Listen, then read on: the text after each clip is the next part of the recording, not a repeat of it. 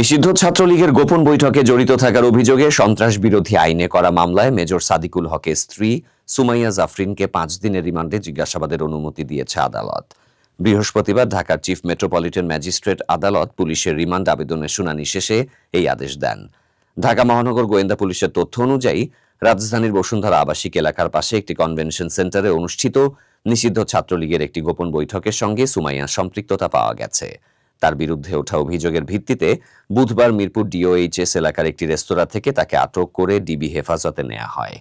ডিবির যুগ্ম কমিশনার মোহাম্মদ নাসিরুল ইসলাম জানান, সুমাইয়ার সম্পৃক্ততা সম্পর্কে বিভিন্ন সূত্র থেকে তথ্য আসছিল।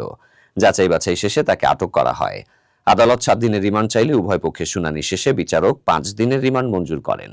এ মামলার পেছনের ঘটনা শুরু হয় গত 8 জুলাই, যখন বসুন্ধরা সংলগ্ন কেভি কনভেনশন সেন্টারে নিষিদ্ধ ছাত্রলীগের একটি গোপন বৈঠকের আয়োজন হয়। পুলিশ জানায় সেখানে প্রায় 300 থেকে 400 জন অংশ নেন, যাদের মধ্যে নিষিদ্ধ সংগঠন ছাত্রলীগ ও আওয়ামী লীগের সদস্য ছাড়াও অবসরপ্রাপ্ত সরকারি কর্মকর্তারা ছিলেন।